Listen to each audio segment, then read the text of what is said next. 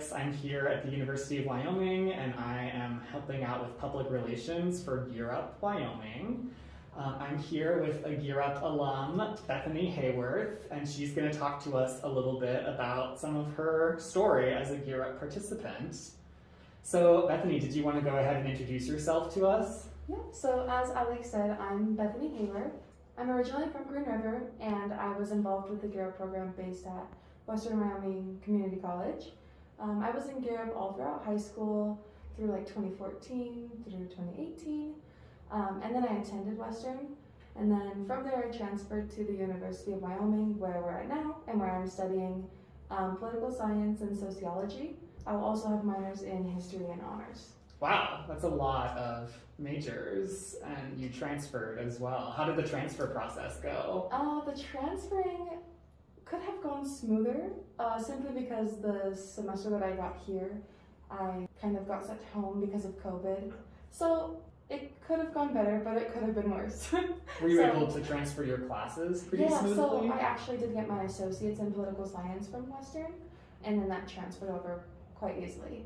Nice. Yeah. Great. I mean, not great about the pandemic, but yeah. I wanted to ask you, what were some of the biggest challenges that you encountered in community college and university? For me, I'm a first generation student, and so I think that starting at a community college was probably the best option for me, just to transition into university life, because it's not something any of my family is used to, and obviously that I'm not. One of the hardest parts was just making that transition into university lifestyle.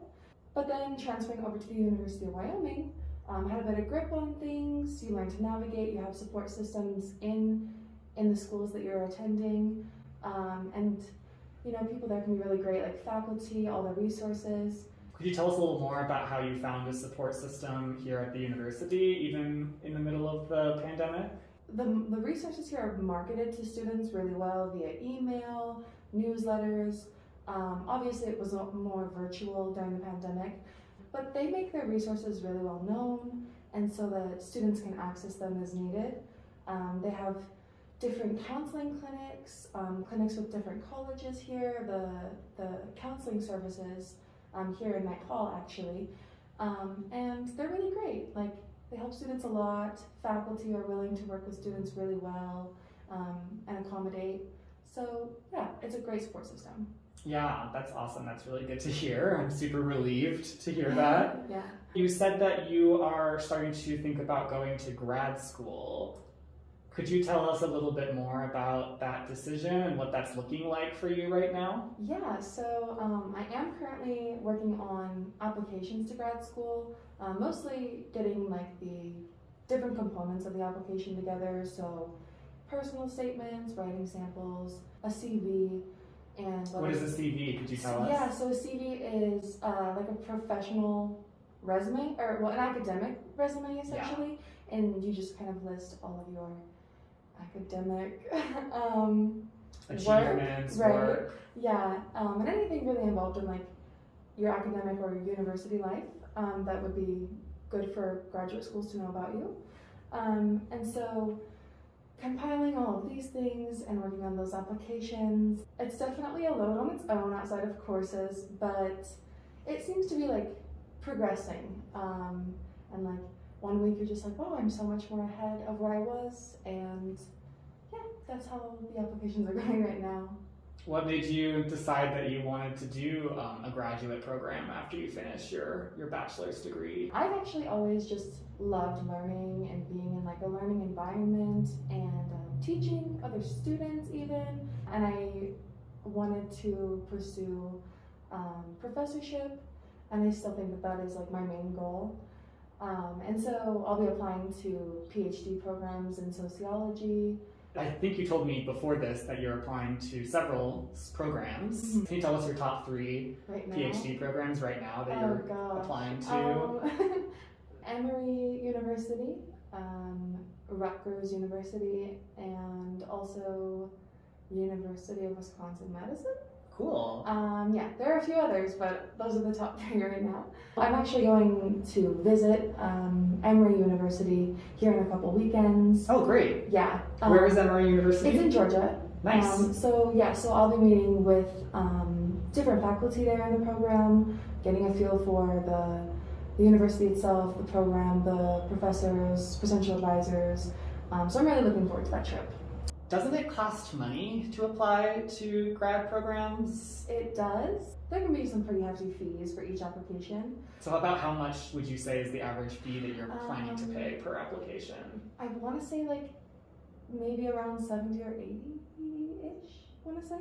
But I was actually, I want to say awarded, but yeah, this internship through the McNair Scholars program. And so I did research over this previous summer, and it's been a great, like, fantastic learning experience in the research process, and just getting your foot in the door with that and knowing what grad school is actually going to be like. So it's like preparing students for grad school.